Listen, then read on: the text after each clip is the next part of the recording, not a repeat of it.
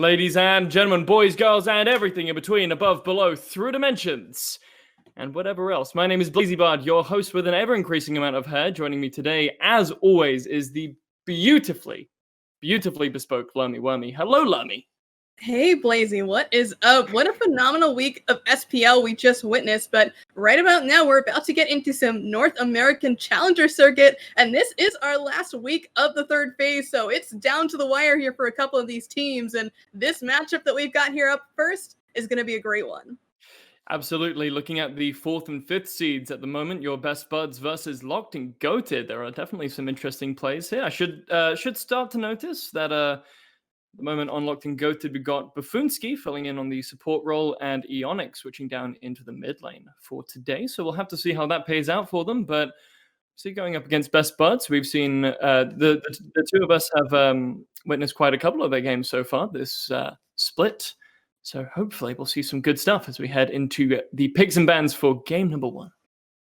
I'm really hoping to see a lot of value placed on gods like the Freya and the Cupid. We've seen how powerful those guys can be up in the SPL, and they have shown their faces quite a bit over in the SCC as well. But those guys are kind of at the top, I feel like, aside from, the must-ban characters like Cthulhu, which already has been banned, but we've also got stuff like Amaterasu, Yamoja, Olorun. All of those characters are probably just going to be straight up eliminated. And then after that, we'll see priorities fall to whoever remains. Well, I mean, we could even see some Raven bans after that last set there coming out from Radiant. So you never know, but the Olorun ban's going to come through here from your best buds. So no Hecate users. You're going to be super excited on Tuesday, Lamy, when Hecate gets nerfed, I'm sure. Whew, oh my gosh, it's going to be a wonderful, wonderful day, but we're not quite there yet. But Nemesis seems to be the focus out here by Locked and Goated, and I'm not mad at this ban at all. I think that taking it away just means that there's going to be a lot more freedom to go for a tankier roster, and Persephone on the other side as well is going to open up a little bit more in the mid lane because that character can be pretty close to oppressive in a lot of matchups. Those plants, they're meat. For sure, but one person who's definitely not going to get caught up in those not plants that aren't going to be allowed to play is Freya, who's also not allowed to play. She's going to be sitting out on the bench today. Locked and Goated decided they don't want to pick up Freya first, so they're going to ban it out. And Aphrodite being the answer here from your best buds. That's an interesting one. I like getting rid of it simply because it can be just a huge nuisance. I've never really liked Aphrodite in the mid, but putting it over in solo does open you up to kind of deal with a lot of the pressure that can give in the mid to late game when it's finally made the rotation, but it's not going to be in this match. Hercules sure as hell is, and he's going to be locked in first and probably going over to the support.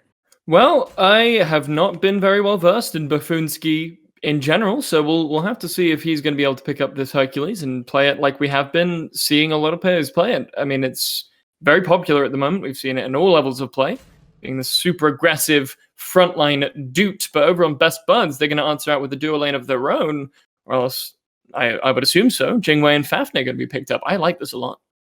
I like the idea, but I'm honestly surprised that we're not seeing Yamoja get picked up. She's been totally ignored, it seems, right here. And on the other side, before we've seen that Pagon's Giannis has been practically eliminated from the draft. So now that the focus is on a couple of other higher tier characters, he's going to be able to immediately pull it out. And followed up right after that, we're seeing Sun Wukong, which probably will be going to solo lane, but we've also been seeing people like Scream and Sam4 Soccer try to force this character into the jungle. It's not a personal preference of mine to send it there, but it certainly can work in the right hands. So depending on the situation, we might be seeing the Monkey Man over in the jungle. Well, maybe, although I think I'm in your camp. I think Wukong is not the right monkey to be putting over between those trees, but Best Buds are going to pick up Sobek for their final pick of this first half and ban out the Ulla. So trying to get rid of potentially some of that mid lane aggression. Ulla not really too commonly seen over in the ADC role, more so in the mid, which I'm assuming is where this Giannis is going to go, unless shenanigans are going to occur. But the hell being banned out and the Hachiman, they occurred, Lamy, all right? Shenanigans have the potential to occur. We just got to make sure that they don't. We've seen some crazy stuff in the SPL and SCC before. I mean, just this past weekend, there was a set mid and a Robin support, but beyond that, we won't be seeing those guys in this game. Instead, we're seeing a Chronos, which kind of does mix it up for me. I like they picked a double ADC with the Fafnir, and not only that, they've got some pretty great setup between those two Guardians, so having those two combined just probably means that Chronos is going to go into the mid, but to counteract that, we're seeing wait a second. There's two mages unlocked in Goated side. What's happening here? That is a very good question. Well, I guess I set us up for shenanigans, and it looks like shenanigans are recurring. I'm going to potentially assume this is going to be some crazy Giannis jungle shenanigans. Maybe we'll see the Agni solo. Hold my beer a second, but El Chapo, known now as by a new name, we're going to see El Leon now grabbing this Giannis. Perhaps he has been known to play this in ranked before, so I could be seeing that kind of as the countermeasure. But Susano, this is an interesting pickup as well, because Susano kind of isn't known to be very good in this meta, but you're going to be seeing him up against an AMC, so this is going to be free dubs here for this Susano if he's able to get close to the B-man. Susano also one of the main characters who's really good at tracking down this Giannis with that jet stream, being able to take him through those walls. But let's have a look in game and see exactly what shenanigans are occurring on Locked and Goated. It looks like we're going to be seeing Ionic in the mid lane on this Agni, and Elion in the jungle with the Giannis, just like you said. So shenanigans are occurring, Lemmy. I mean, I've seen crazier, I suppose. This is kind of a very special pocket pick for El Leon, as he does this in his streams, and it can be a little memey from time to time, but there certainly are worse picks over in the jungle. And we're seeing Yannick here also heading right on up to help clear away this buff. So, just thinking about Giannis as a jungler, he's going to have a pretty rough time at the very beginning of the game, because Unstable Vortex is not the easiest thing to clear with in the world, but once he's done with this little bit of early game issues that he will be having, he's going to be able to rotate like nobody else. For sure, and especially with that ultimate as well, being able to dropship an entire team is probably one of the stronger gank potential characters we've seen. I mean, listen, I like it more than I like Poseidon jungle. That's all I'm going to say about it. Calling out Scream there, but once again, back to the possibilities of Giannis jungle. Like you said, drop shipping is something we don't get to see a lot of mid Giannis's do, mostly because they need to save the through space and time for ganks. When you're using that through space and time, you're mostly using it to be able to avoid the beads usage. But when you're in the jungle, you're not getting ganked. You'll be able to have the ability to use that really whenever you want, and not have to worry about dealing with any of that extraneous CC. Well, we'll definitely have to see. It's going to be pretty good for him as well. There isn't too much that can force out that ult from him as well. I mean, potentially a hammer from Andy, or a time stop from Erupt Crimson.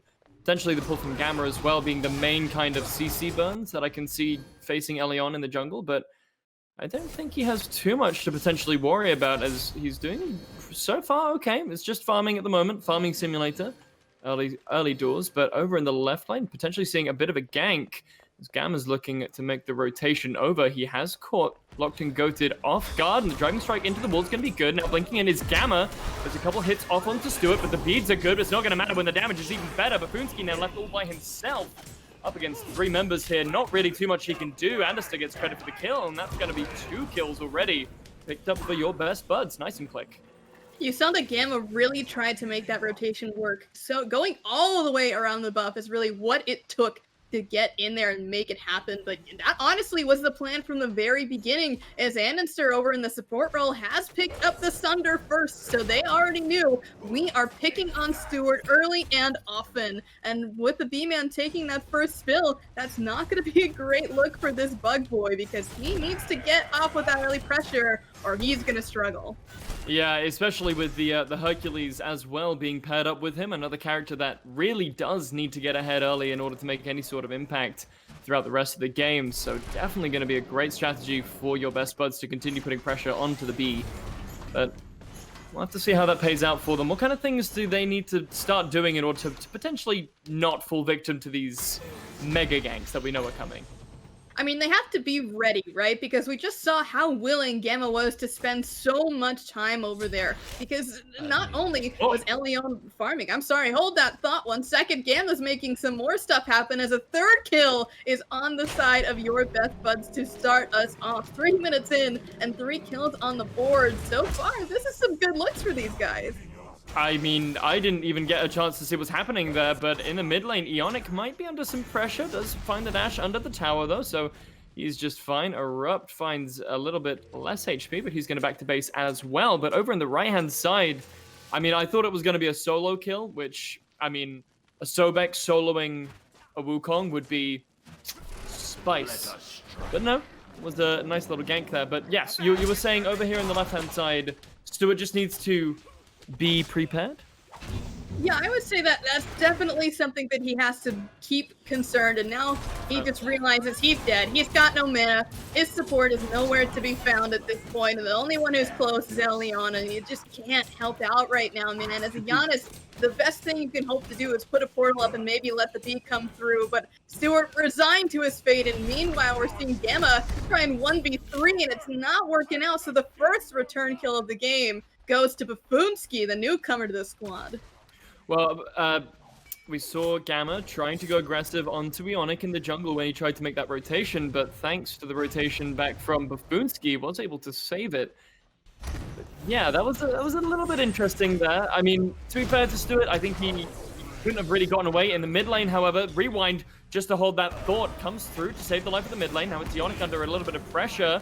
Ultimate's going to come through from Anderster. Now they're looking for a kill onto Buffoonsky. The target has changed. Time stop, time rift. Auto attack. Dead Hercules. Gosh, the power spike that Fafnir gets when he's able to turn into that dragon form is immense. Throwing out the AoE Coerce to just continue to power up this Kronos, who already hits hard and is going to be hitting even harder. And yet here we go again. Gamma has made the rotation, is going to be spotted out by the Hive, but realistically it does not even matter. Able to get the majority of that damage off despite being crippled, and that's yet another kill onto Stewart. Even with this dropship just not quite fast enough are the blue team, but they are able to pick up a return kill. Elion finds his fellow jungler and manages to pick up the kill. Now trying to be aggressive onto Griff. The shotgun's going to come through, but not going to hit the mark. He's going to be able to get himself out of there, though, with that nice little portal. Ionic, though, looking for the Oracle Harpies. They're going to get stolen away by... Oh! Uses the bomb, takes the other Oreo. It's all good. Ionic got both of them. Good for Ionic, though.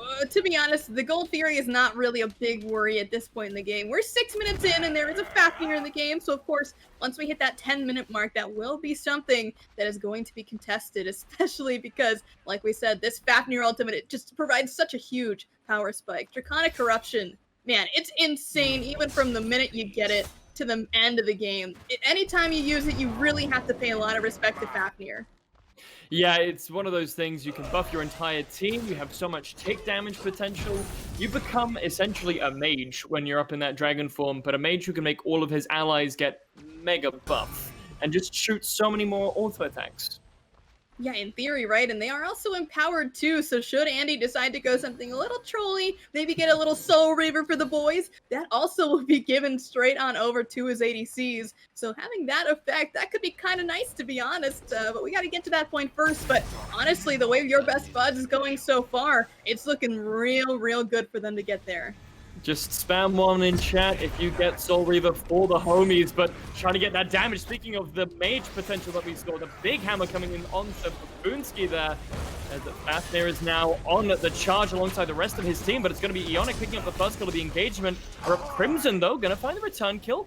Through space and time, he's going to be charged. Elion looking to find her up Crimson, but the shotgun's going to be off the mark. He just walks through straight through. He's not going to get hit by any of them, and now it's Relentless trying to follow up, trying to take some damage. They're going to jump straight through that portal into a Fafnir stun. Aquarius has made the rotation over as well, but so has the Relentless one. Down under the water goes Aquarius, but with Locked and Goated on the retreat, I'm not really too sure there's anything that this Crocodile can find. He's certainly going to chase him down, and he might even know if this blue buff is available. I don't think Elion's going to make this rotation right away, so if Aqua really wanted, he could go after that buff, but instead he's going to be waiting for Gamma, who is lurking in the wings. And Relentless, he is sitting here with no cloud, so we could be seeing a big old gank, and here he goes, using the Oxform back over to his buff, where Elion's already started it up, but this jungler is relatively low. He's got to be careful. Gamma definitely not one to be trifled with at the moment. Does link in onto Relentless, but very nice portal there from his jungler is going to probably save the life of Relentless. The ultimate wasn't available for Gamma, so essentially would have been a bit difficult for him, but he's going to get out just fine. Ionic, though, might be of a different story. Hammer's going to come through, but I think Anderster realizes that the dash is just about to come up. Not really any follow-up. Ward over the wall there for Andy. It's just going to get cleared away by the sentry on that lower left-hand side, and everyone on the left side of the map is now prepared for the Oracle's Grip is set up here already. This kind of makes me think that they might want to go for it, but with the aggression over here on these back camps, that's kind of changing my mind. They might just want to pick this fight here, but with Aqua going back to base, they're going to have to slow their roll for just a couple more seconds, especially if there's a TP. Well, dropping Ionic right into the thick of it is going to be the portal from the jungler. If they get and just charge straight in, although Rep Crimson is going to pop the rewind and find nothing really of consequence to his name. Ionic getting caught out here. The portal from Elion saves the life of the mid laner. Beautifully done there to save his teammate from any further harm. He's going to get out. No kill for your best buds, and I mean, it wasn't really a necessary fight, but at least nobody died for it. Gosh, just such a shame there that Crimson wasn't as ready to use the time stop to be able to get that last hit. It looked like they were more so worried that Buffoonsky was going to follow up through the mid lane, but here we go. The ping's coming out for Stewart. He's trying to get his buff, but Gamma does not want to let it happen. Bede's going to get popped, and that Bede's going to run right on away, but everyone's making sure that this buff is going straight into the pocket of your best buds. Well, at least Stewart didn't fall down this time. You know, he behaved himself. He was able to discipline and use those beads properly, but Buffoonsky might have a different story to tell, though. That wounds heal is going to help him out whole heck ton. He's going to get pretty much his entire HP bar back, but not going to matter too much because he's going to get picked off in the back of the jungle. No lifeline for Buffoonsky left.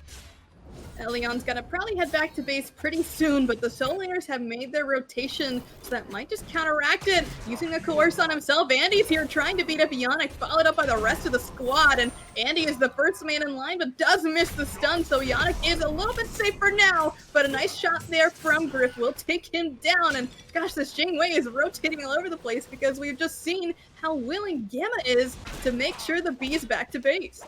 I mean, hey, listen, if you're going to completely steamroll one side of the map and that person's going to be an immobile B-man, you gotta make sure that the other person on the map with wings is gonna be moving across the map, and that's exactly what Griff is doing. Just taking super advantage of how much pressure they're putting on to Stewart here.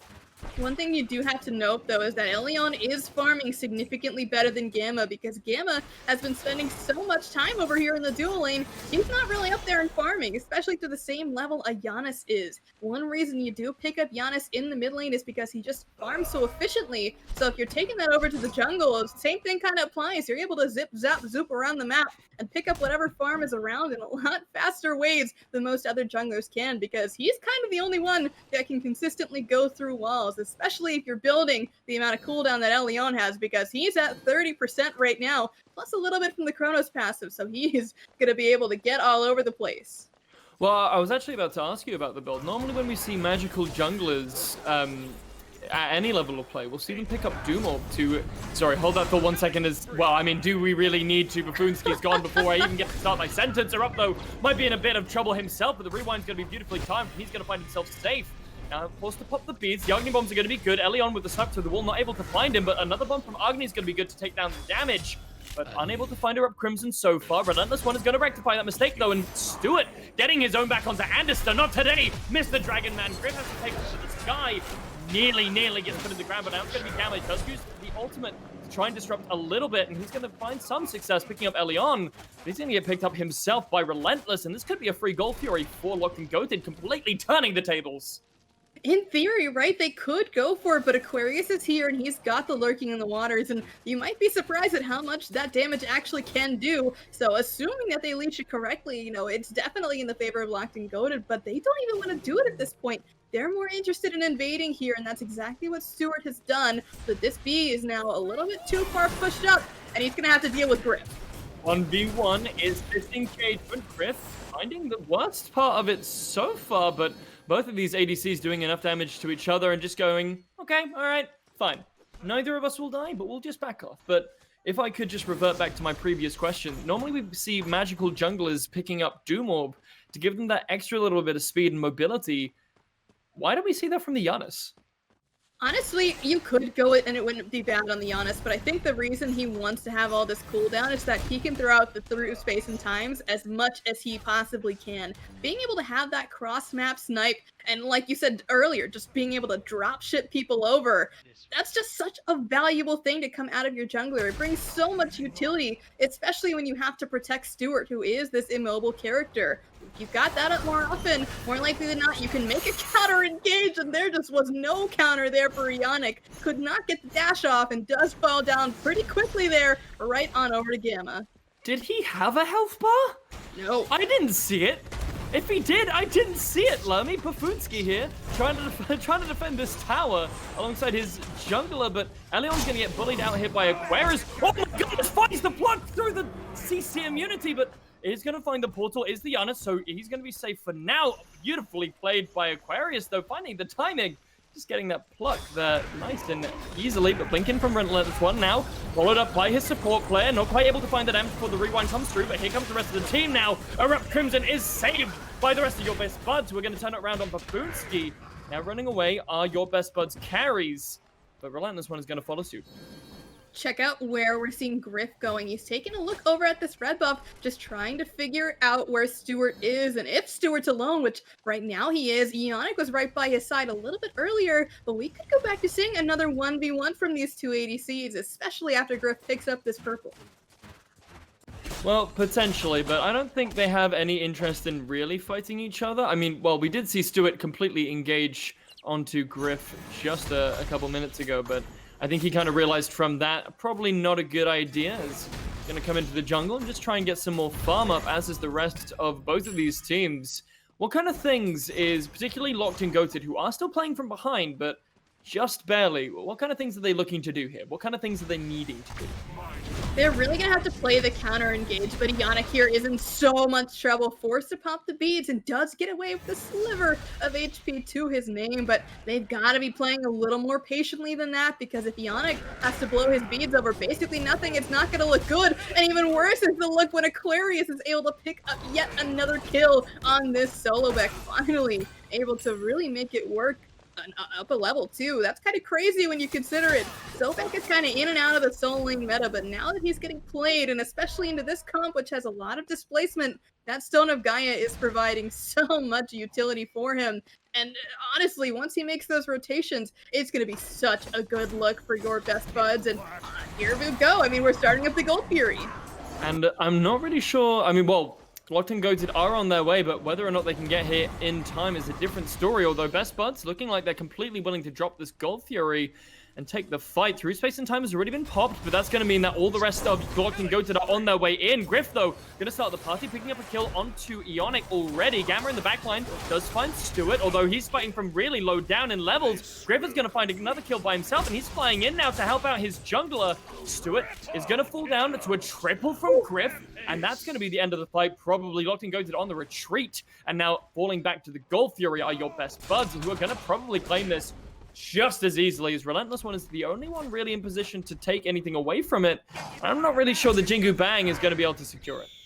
No, I don't think so at all, but he is more so focused on this left-hand side, gonna keep this tower alive away from this Chronos. He's got the Soul Eater unlocked, so at the very least, he can easily clear this wave, and I think the bigger concern right now for Your Best Buds is El Leon, and this is why you play the Giannis jungle. You are there to be obnoxious and zip in and out of team fights to make them concerned.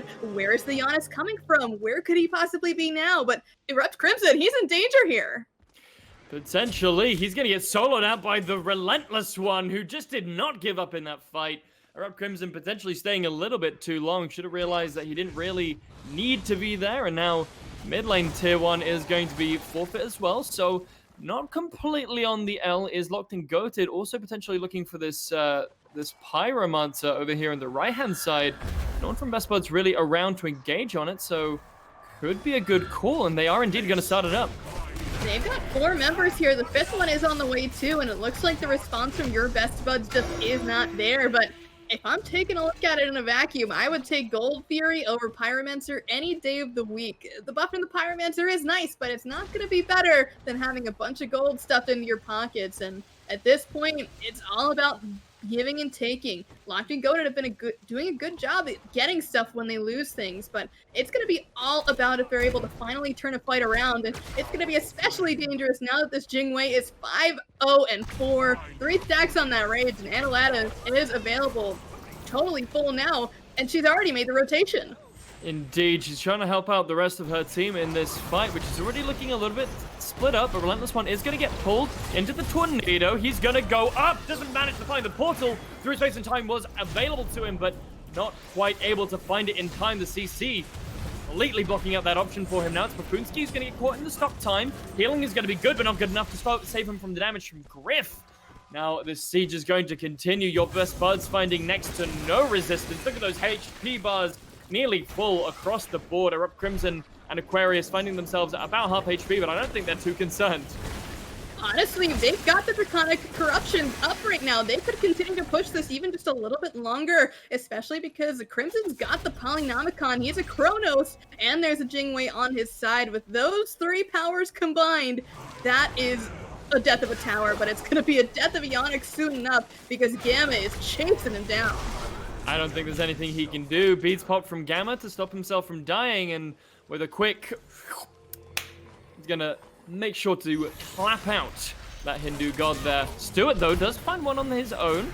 Gonna pick up Erupt Crimson, but Griff in the jungle trying to find his... trying to find a kill against 3. Not gonna quite find it, and that's gonna be a double for Stuart. And I mean, hey, listen. Lose Ionic, or lose Erupt Crimson and Griff?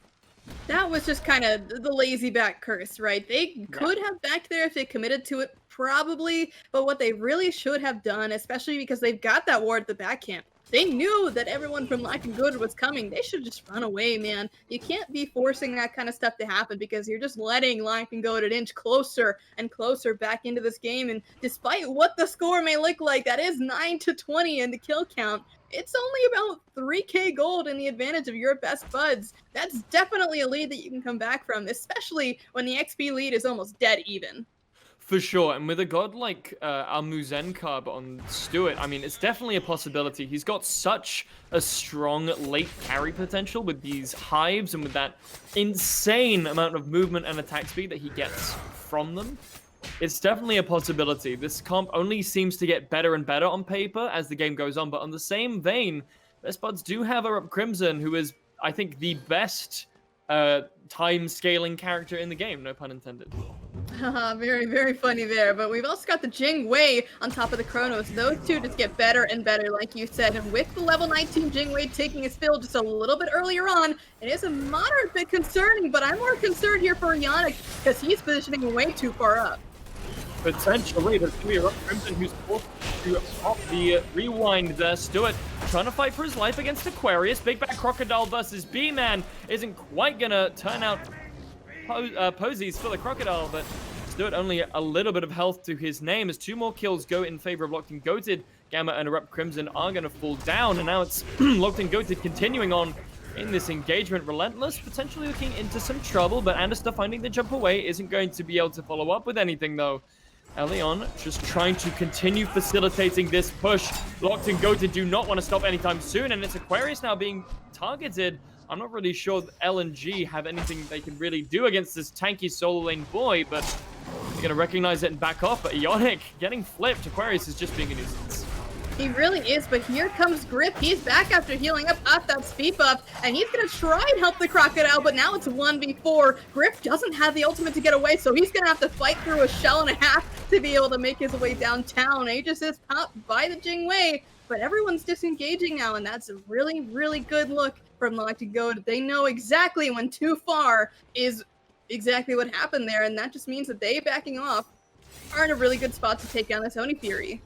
For sure, and I completely agree with you, though. I got a little bit lost up in that fight. What really happened there, Lummy? What went wrong for your best buds?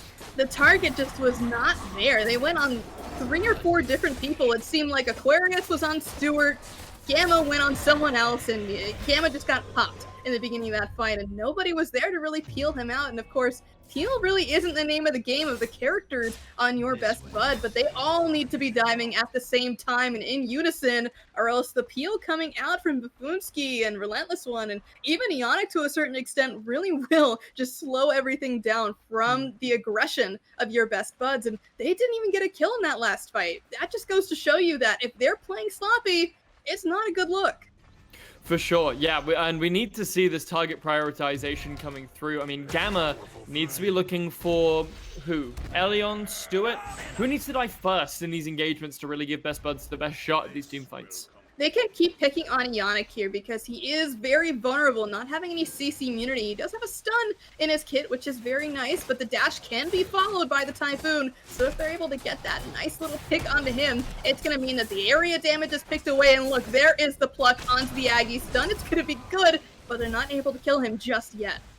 Pyromancer is as well dropped by Locked and Goated, and now with a quarter of his HP, Best Buds are going to go, tasty barbecue. They're going to pick it up nice and free after pushing LNG off of it. And now they're going to start up the Fire Giant that's already taking a decent amount of damage, forcing LNG to re-engage here. Now onto Erupt Crimson goes the Soul Laner. He's going to pop the rewind there, avoids the shotgun from Giannis. Gamma is going to pick up Ionico in the backline. Erupt Crimson still fighting for his life, but with the stuns from his friends, he's going to be able to survive that. And now it's going to be Elion picking up a kill in return. Gamma does finally fall down, but definitely in the driving seat in this fight are your best buds. Do it all by himself here, trying to facilitate something. Elion does manage to join him alongside the support player, and the health bars are starting to go down. What was thrown into the mix, but Griff is going to take down Buffoonsky before he can really find anything else, and that should be the wash of the fight here, but in goes Elion, looking for something. He's going to find it. Red Crimson falls down. Elion manages to pick up probably your best bud's best start to getting this Fire Giant, and now with that,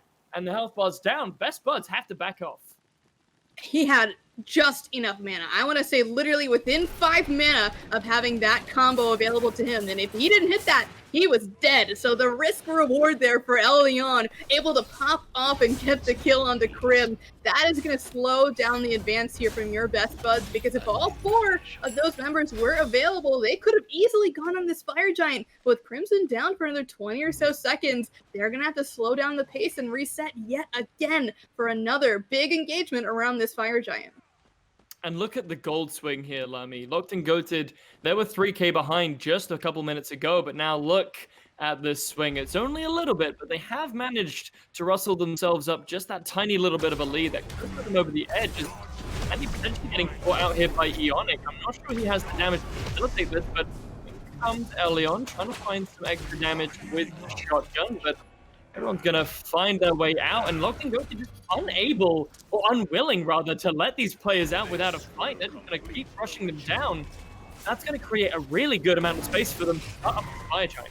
Yeah, Andy has to go back to base here, and he's on his way back, but it's going to take a hot minute. Meanwhile, Relentless is forced up into the cloud, which means that Agua can get close and really start to pick a fight at this Fire Giant. LNG, they have to unleash the Fire Giant. There's no if, and, or but about it. And while it is leashed, Buffoonsky is going to go down first. And it looks like the rest of his teammate could follow as Griff 1v1 Stewart this time. Stewart is going to fall to the ground. Griff is going to make sure of that, and now not even looking to continue chasing the rest of those kills. It looks like Dragonform is going to go down, and that Fire Giant should be burnt very, very quickly. Oh yeah, no shot this lives for the next 5 seconds. Yeah, as I'm saying it, it goes down. That was just kind of crazy considering we're 27 minutes in. For them to take it down in, what, 10 or so seconds? That's Draconic Corruption, man. It is crazy in these double ADC comps, and they don't even care about the towers. They're going straight for this Phoenix. And who can blame them? They've got Fire Giant, they've got 2 ADCs, they've got Griff and Erupt Crimson still having that ultimate up for that escape, and really, why do they need to back off? And they can just murder everyone in sight. Relentless One doesn't even have a chance to breathe. before he gets put in the ground there alongside his Firebird. But jumping into the fray is Elion. He's going to free space cut in and then pull his way out. Turning their attention back to the rest of the team, though, are Best Buds. They're going to try and see whose health bar is looking a little scathing, but shouldn't be too much of an issue for the big tanky Hercules, and the rest of Best Buds are just going to fizzle out. Look at this gold fury. This reset definitely is in order, especially when there's so much free gold sitting up on this left side of the map. Jinwei is going to go back and spend, but she'll probably be the first one out of base. And I could just imagine her soloing up that Fury and then heading on over to knock down those two left-hand side towers. And that's just so much gold, once again, going to be in their favor. They probably will be able to finish up their 6th item with all of that gold just sitting there waiting for them. And that little bit of extra pressure that they're going to get from doing those couple of things might just help them end the game. They've already got a Phoenix. Fire minions will be pouring down that middle lane, which means that Locked and Goated, they've got to be able to have their focus dead set on the one thing they need to do, and that's protect their base.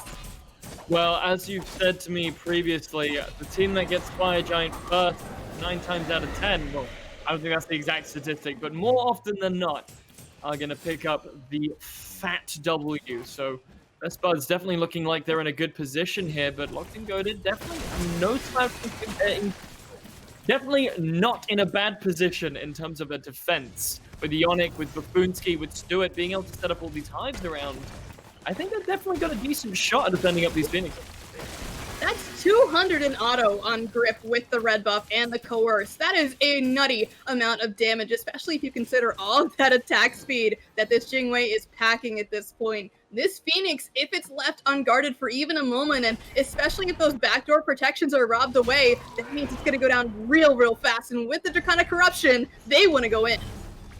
And the Phoenix is going to be the initial target, but Griff stays back, expecting the counter-engage, and that's exactly what's going to happen. Relentless One goes in, but is then pulled out by his friend, but Gamma, waiting in the backline, is going to finish off Giannis. No more portals out for your friends. Elion, it is now you stay or you die.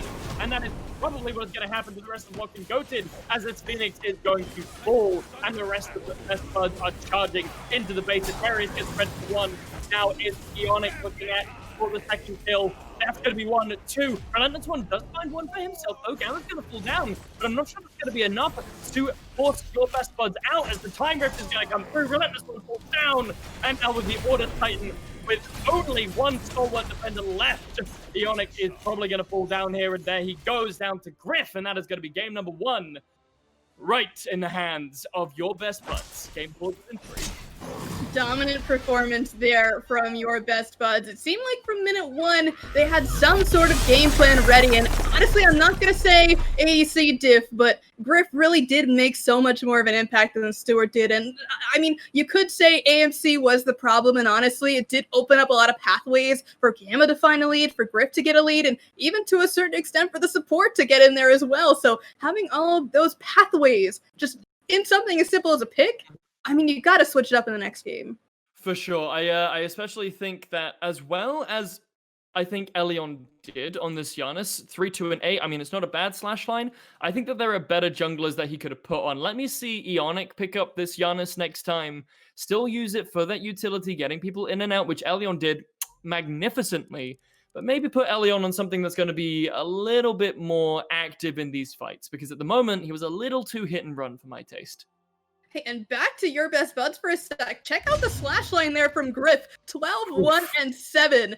That is an oof indeed. And most of those deaths, unfortunately, were there on to Bafoonsky, the newcomer. And honestly, welcome to the SCC, Bafoonsky. It's nice to have you, but we got to have a little more structure here coming out from LFG.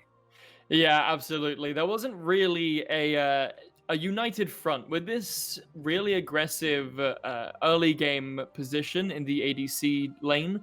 I was maybe expecting a little bit more attention being put over there, especially after the first gank on Stewart, just to help alleviate that pressure. You know, they knew it was going to come through. They just didn't really do anything to counter it. And looking at the structure damage, look at that. 5.3k, 5.8k from Crimson, and like nothing on Locked and Goated.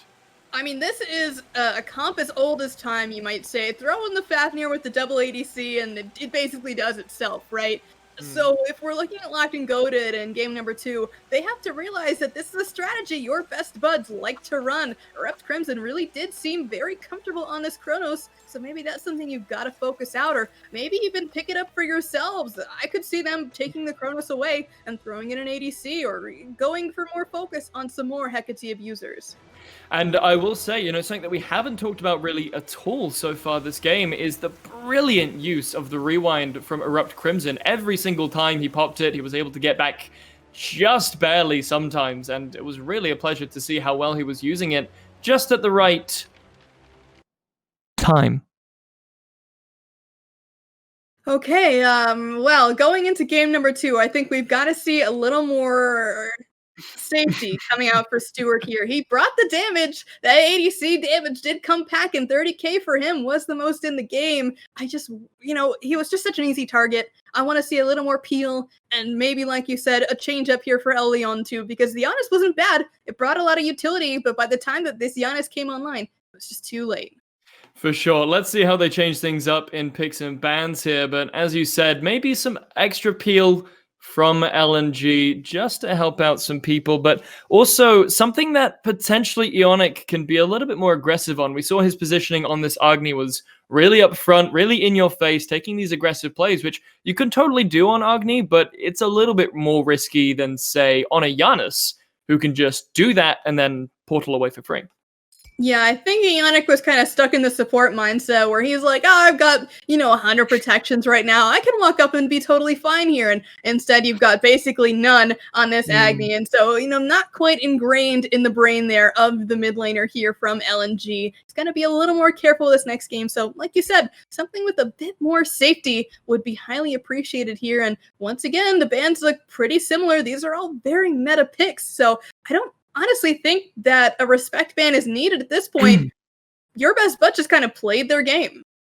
For sure. I think that, there isn't anything in particular that was amazing. I mean, obviously, all these players played really, really well, but their victory wasn't to do with any particular pick. I mean, Griff played amazingly. If Locked and Goat did want to throw a ban over to the Jingwei, sure. I guess. They could pick it themselves, though, as they are choosing to go back into this first pick situation. Sobek being banned, though, I guess they really, really did not like Aquarius on this garden. I can't really blame them. He was a nuisance that entire game.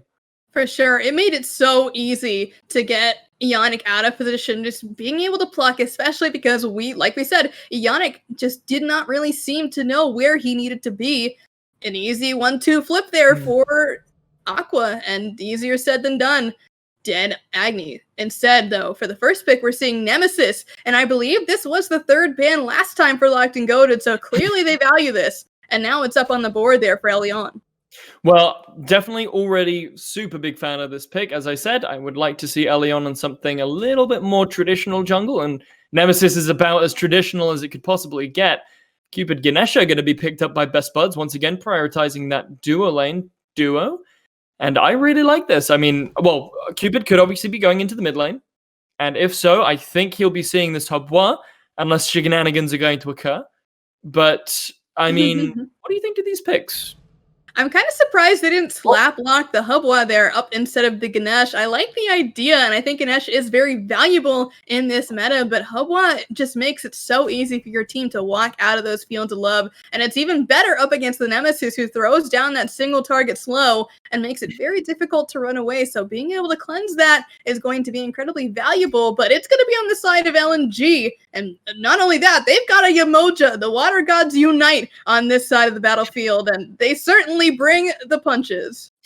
And as well, as good as Umoja is, already on your Best Buds, we see two pretty decent options for getting out of the tidal wave. You got Merlin blink through the wall and Ganesh dash, obviously, for those of you unaware, through obstacles, isn't it? It's what's the name of the dash? It's something like no obstacles will stop me. I am Ganesh. Elephants don't have to worry about walls is the name of the ability. And he should be able to get just out of that. Mercury being banned out here by Locked and Goated, alongside the Jingwei and Heimdall bans from Best Buds. Mercury, now that is one I have not seen in a very long time, as Raven gets slapped in for Best Buds. Biggest reason why Mercury is getting banned away is that slow immunity. Being able to just pop the 2 and then not have to worry about the Hebo Carpet or the Nemesis. So those 2 in particular are the biggest heavy hitters, I would suppose. But even Yamoja's got the slow, and Apollo! Man, we haven't seen Apollo in what feels like forever, but this guy is certainly going to bring the heat here for Stewart, and I like this a lot more than the AMC. I mean, as a virtuoso bard myself, I have to respect the Apollo pick. I'm not sure if it's going to work out too great for them, but the Carly being picked up here by Locked and Goated. Now, listen, Carly's been given a lot of really decent items recently. Out of the 3 auto-attack based junglers available, I'm not sure she's the one I would go for if that's the kind of playstyle that you're looking for. But hey, listen, maybe they have a plan. I'm listening, and we've got a Bacchus locked in here for your best buns as well. What is going on in this solo lane? I believe, if I'm going to take a gander, it's Bacchus versus Nemesis. That's what I'm going to guess. But if I'm locked and goated, maybe I put the flex on and send the Kali over there, because I think she has a slightly better matchup into the Bacchus. You know what, Lemmy? You know what it is? It's going to be Kali support, Yamoja solo. God, I hope not. Well, let's see. As we're ready to throw into game 2 here, ladies and gentlemen, let's find out what shenanigans are in store for us. It is, in fact, going to be Relentless One on this Nemesis in the solo lane up against the Bacchus. So, props, Lamy, you win. I owe you a Coke, I suppose. I mean, I guess, but man, this Nemesis in the solo lane hasn't been seen for, I feel like, quite a while, right? But even still, Nemesis is valuable wherever she goes, and I'm excited to see what she's going to be building. I like this sort of hybrid Nemesis build where you get to be a nuisance regardless, because that ultimate, man, you just cannot ignore it. But on the other side, Bacchus in the solo, I mean, we don't see Bacchus really ever, right? And that's more of a support pick. I'm thinking back to the good old Jeff Hinla days where he's pulling it out, and that's his signature pick, right? But now in solo, it's going to be exciting to see how much damage this Bacchus can do. See, if your best buds figured out that Relentless was going into the jungle with this Nemesis, and that it was going to be the with the Kali, and the Nemesis was going to be going into the solo lane, I think this is a really smart pickup. I mean, think about it. The shield is counted out by hard CC, right? Who has more hard CC than Bacchus? And don't say Xing Chen. Xing Chen. Damn it.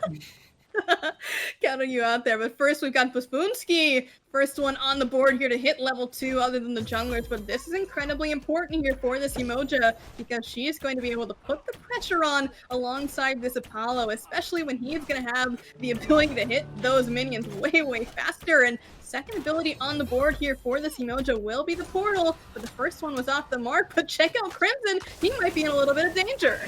Is that already beads being popped there by the Merlin in the mid lane? I think it is, Lemmy. I think that is a very tasty looking snack for Elion next time his ult's available. And Locked and Goated are going to take that all the way to the bank and pick up the red buff as well. It looked like it, right? But I think Gamma went over and actually soloed it, letting that pressure head on over to Crimson. But instead, Gamma, man, these level 2 ganks, they do not stop. And they're out here with the Sunder one more time to try and take down Bafoonsky. And even though the beats are popped, they could have probably gone for it. But they're going to let up. I mean, I'm not sure what the follow-up that was from your best buds. We'll have to talk about this after. As jumping in is Elion. He looks like he could be finding the first kill of the game. But on literally 1 HP is Anderson. He's going to walk away with his life.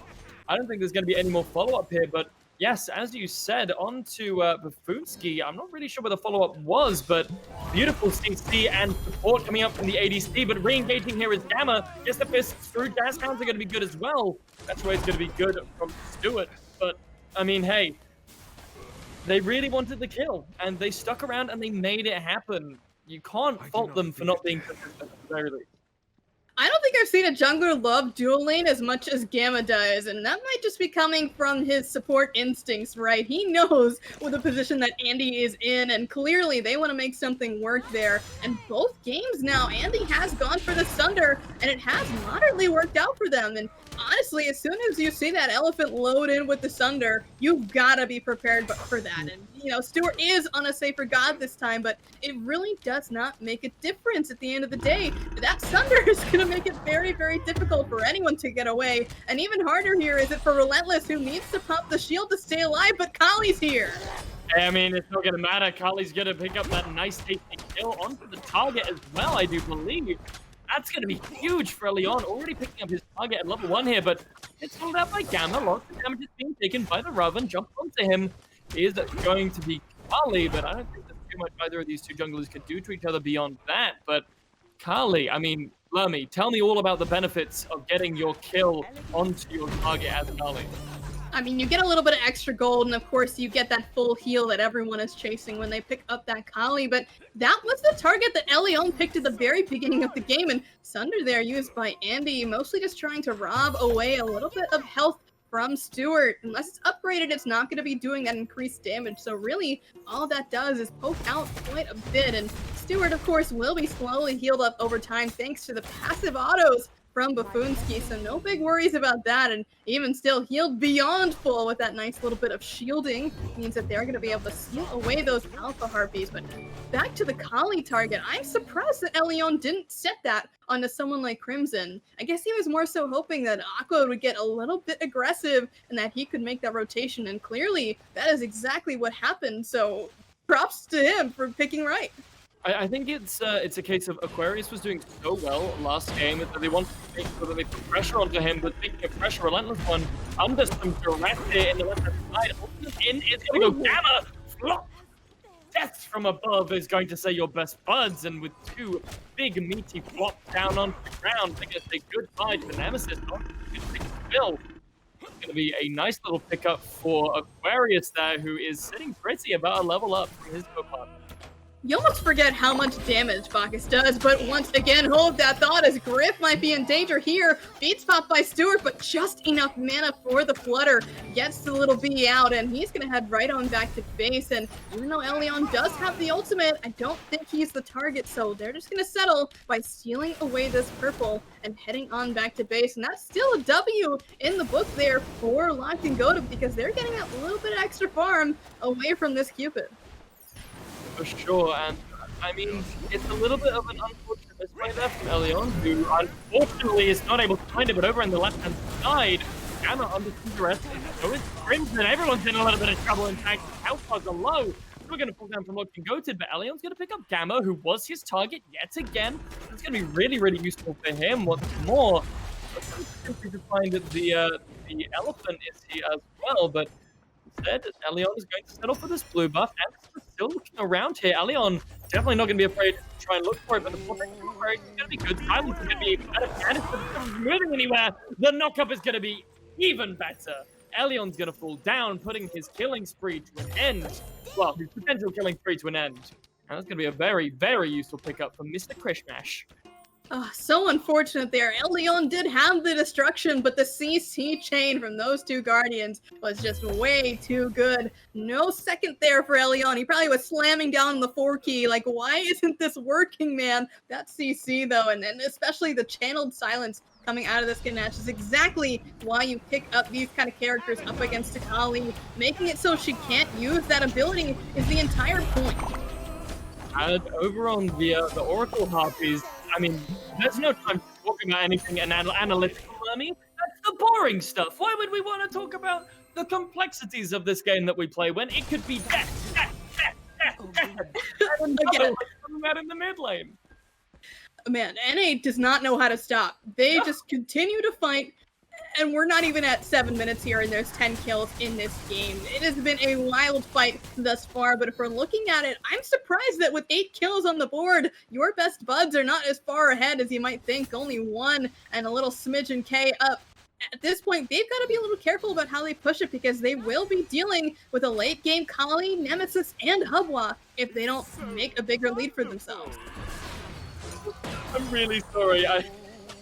I'll talk about that in a second. As over in this Fire Giant pit, it looks like Andy could be in duress. Crimson's going to come and join his support, but the fight should fizzle out here, as although more rotation in the Onyx, trouble here, but the wave's going to be good. Meanwhile, over in the solo lane, Kali's going to fall down to Aquarius. Papa Krishmash has deemed him naughty. He's not going to be getting any presents today, but Buffoonsky walks into solo lane, sees 2 very low health Guardians, goes, okay, well, that's enough of that. Continue. The Onyx is going to do a little bit of damage to the mid laner, but I'm not really sure there's anywhere for this fight to go, as Buffoonsky proving me wrong yet again. He's going to find the Riptide. Could be jumping onto him. Ionic finds a kill over in the he's going to claim that for himself. Now it's Aquarius still looking for a way out. Bafunsky, sorry, looking for his way out, and he's going to do just that. But what I was giggling at there is, I'm not sure if you spotted it, but Elion was looking for a gank into the solo lane, and just behind him, peeking out from behind the wall of the fire giant, was Anderster. And then, noticing him, Elion turns around and just gives him a little jump. Say hello. Having a little bit of conversation there in just a couple of actions are these two teams. They have been on the battleground time and time again, facing each other through the years. Was that a solo kill? Hold up. Solo there for Griff, but over on this right-hand side, a fight has broken out yet again, and this Kali is trying to commit, does get the destruction off this time, and she's gonna try and run, but a nice kill for Aqua. Solo kills and kills in solo. We got them all here in this match game 2 between Locked and Goated and Best Buds, as another one's going to come through potentially, but the shield is going to save the life of the left one. But no! But you are dead now. Father Christmas has decided you are naughty. Birthday. He's got 5 kills and it's 9 minutes. I don't even know what's happening here. Kills left and right. Ionic's under the tier 1 tower, and meanwhile, Griff and Andy are pushing through to the mid to take down Krim. And now we've got Apollo ulting in, and now Ionic's getting caught out, and Gamma by the back camp is gonna get another kill. They do not slow down. This has been a 100-mile-an-hour game. 18 kills in 9.5 minutes. My brain is melting from the amount of stuff that has happened.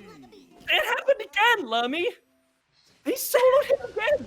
We saw 2 solos happening at the same time, one in real time, and one in reply. What is going on? Stuart, come on, man.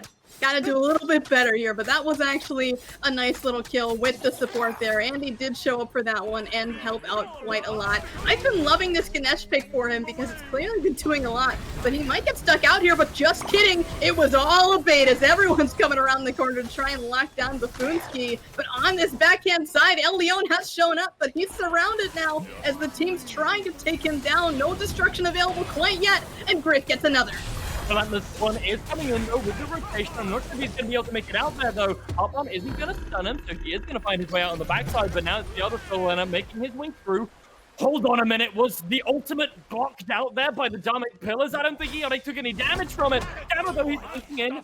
Shadow Root into the Jazz Hands is going to pick up the kill, and back in the mid lane, I mean, Buffoon, he isn't going to survive, I'm afraid. He's not going to make it, Lemmy.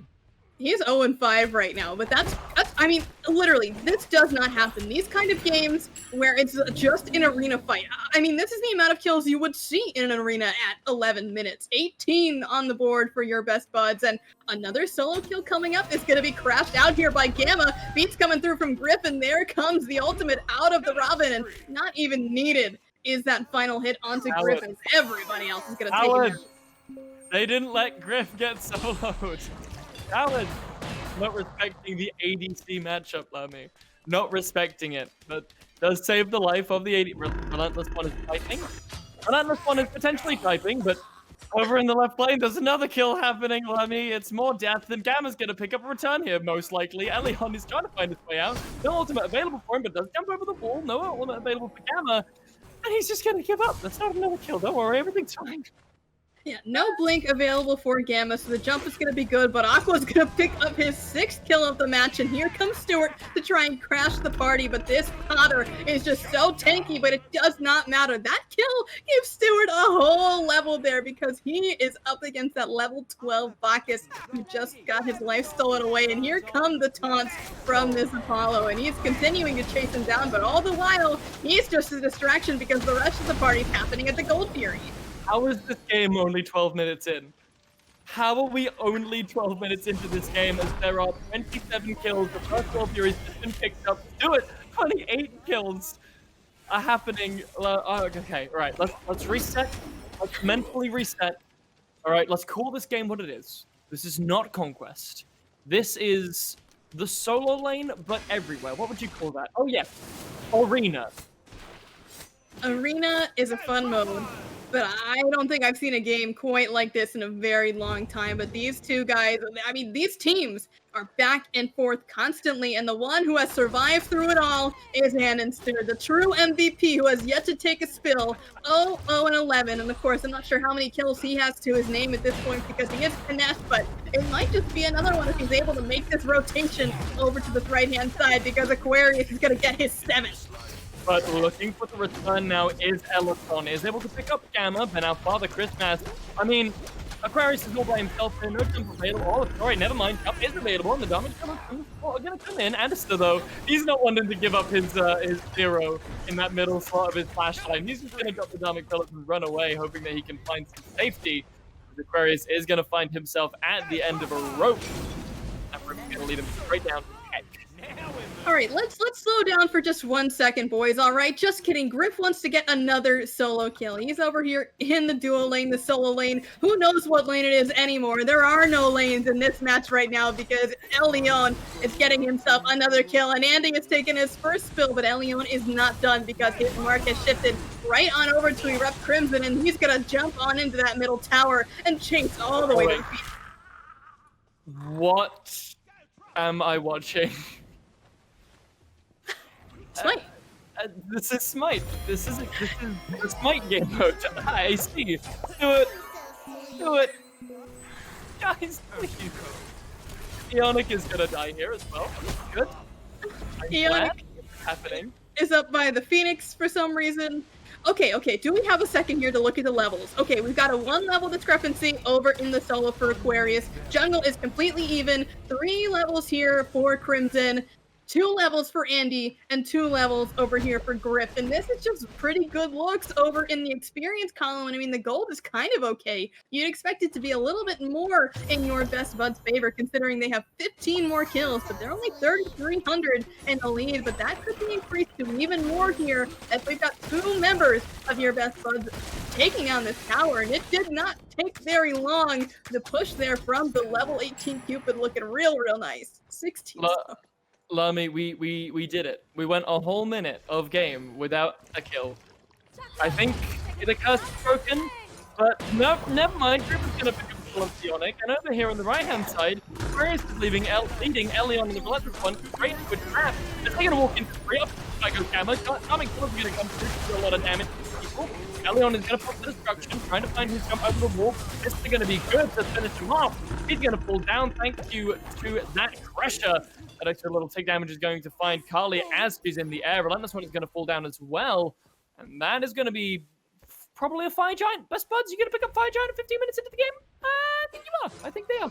They're looking like if a Crimson here doing the flank through the tower, and he's followed up here by Andy, who dashes in and unfortunately does miss. The Yarn Ball is going to do a solid bit of damage, but everybody else is on the Fire Giant. And like you said, Blazy, we're only 16 minutes in. This is not something you do, and Stewart is coming through the sky to crash the party.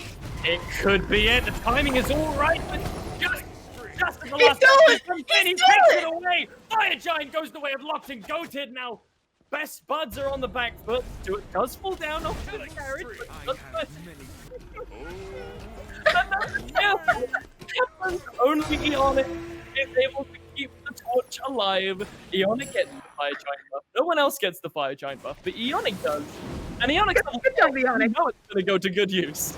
Good job, Ionic. You did something right. You have a fire to your name. Now it's time to really push this advantage. This is a huge look here for Ionic, the mid laner of Locked and Goated. He's got a great advantage having this extra bit of sustain. He's also got 3 lifesteal items, so in theory, if he doesn't run into any of the one member on the enemy team with anti-heal, he should be good. But let's check this replay from Stewart's point of view. Down he comes, marching in. Not quite the last hit yet, but another auto will do it. And that's the steal for Stewart. I mean, what else could you ask for? It was perfect. It was indeed perfect. And what more you could ask for everyone to not be dead and for no one to actually get any use out of it. But no, apparently that's too much to ask for, as Elion, followed by Stewart, just a couple seconds before him, are both going to fall down alongside most definitely this left Phoenix, as there's no one really in position to pick this up. Merlin all the way in the mid lane, putting pressure there, trying to keep Ionic's attention. Ionic might fall down, though. That damage is going to be good from him. He's going to fall down, and Ionic is going to do just that. The Fire Giant. The fire giant's gone. Their last hope. 5 levels down. It's been snuffed out. 5 levels down. I feel so bad for Yannick, man. The last hope of Locked and Goated, taken down, snuffed out by Erupt Crimson, who is level 18, one of the highest in the game, and they are not quite done yet. Baboonski, it was nice knowing you, but here comes Stuart with the hero play one more time, trying to make something happen. Four-man knockup is going to be good, but it's not going to be good enough. Mez is not quite able to find anything for long enough. Allion coming in, though, does find one, but just as quickly as he finds his kill, he's going to find himself a nice cozy coffin. Joined alongside his solo laner. Relentless One is going to get picked up now. All down to Yannick. Ripping through them all. He's the Sydney Surfer. He's going to try and find himself some damage, but not quite going to be able to fight it, mate. He's going to find himself all the way around the backside of the Phoenix. He's only on half HP. He's going to watch as the rest of the red team are going to push down that Phoenix and turn their attention back to him. Could the Sydney Surfer find himself a kill? Look at that life steal. The Grip, though, he's not going to really let it stand, and down goes the legacy of the Sydney Surfer. He did try, you gotta give him that. That healing was insane, but that was really the only ability he could have used there that would have had any effect. No crushing wave available for the Sydney Shredder, and everybody from your best buds heading on over to this Gold Fury, because why not? 2 Phoenixes down at 19 minutes. This kind of stuff does not happen very frequently in the SCC. And I mean, you could say it's a treat to watch. I think this is entertaining in its own way. I don't know if I should laugh or cry at this game. Why didn't they end? Why didn't they end the game that Lamy? Explain to me, please. I mean, we're looking for a godlike on Griff right now. He's got 12 kills, right? He needs one more to get the achievement in his accolade. So maybe they're just waiting for that. They need Griff to finally fill out his achievement book. Because so far, you know, he hasn't been able to do it, but unfortunately there, Griff did lose his tower, so you know what, it looks like he lost the lane. His tower went down, but instead he's gonna put Stuart in the ground because that damage, man. He's just admitting to his fate. This game is a meme, but I love it. Elion is looking to get pressured out here. I mean, what is the play from Locked and Goated? Do they have a play? What is this game? There's no play if you're doing that, and he got blown up in about half a second there. The damage from the 3 members that are grouped up here, including the elephant as well, to make it 4 of your best bud. I mean, this cannot be stopped at this point. It's a little bit too late. We're out here to have fun at this point. We're just watching the show. We're just kicking back and watching the bloodbath as the right side Phoenix is going to fall down here inevitably. As no one from Best Buds is even interested in trying to save the Firebird. They're just still chilling in the fountain, getting some nice tans in the jacuzzi, just kicking back, enjoying that last couple minutes of existence before this game is over and they cease to exist. I mean, let's just take a look at the levels, right? Stuart's coming in here, but one ability, man, is all it takes really to get him to half health. And one more tap from Erupt Crimson sends him in the ground. Poor Stuart, man. He's been having a rough set. This time he's 1-11-1, and the only good thing he's done this game is steal the Fire Giant. The words Clown Fiesta come to mind here, Lemmy. And I know this is a little hard, right, for us, because like, what do we have to say about this? There is only so much that we can say when a game goes this way, and I feel like Locked and Goated have also kind of given up. Stuart, you know, dives into 4 of them there for no particular reason.